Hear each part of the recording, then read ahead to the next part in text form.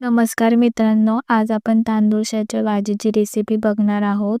त्यासाठी इथे भाजी निवडून घेतली आहे. सगळ्यात पहिल्यांदा आपण भाजीला एकदम स्वच्छ धुवून घ्यायचं आहे.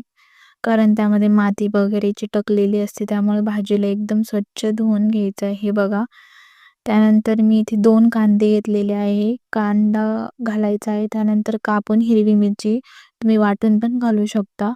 इथे मी कापून घातले आहे. त्यानंतर कढईमध्ये थोडंसं तेल ओतून त्यामध्ये जिऱ्याची फोडणी द्यायची. त्यानंतर कापलेली मिरची त्यात परतवून घ्यायची आणि कांदा पण व्यवस्थित परतून घ्यायचा. सगळं एकदम व्यवस्थित परतलं की मग त्यामध्ये भाजी टाकायची.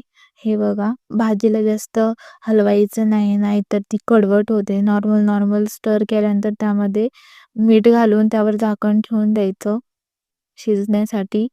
हे बघा, भाजी आपली छान शिजलेली आहे. त्यानंतर सगळ्यात शेवटी तुम्हाला हवा असेल तर शेंगदाण्याचं कूट किंवा स्किप पण करू शकता, पण घातल्याने आणखीन जास्त चव वाढते. हे बघा, आपली भाजी तयार आहे. खायला एकदम मस्त लागते. नक्की ट्राय करून बघा. व्हिडिओ आवडला असेल तर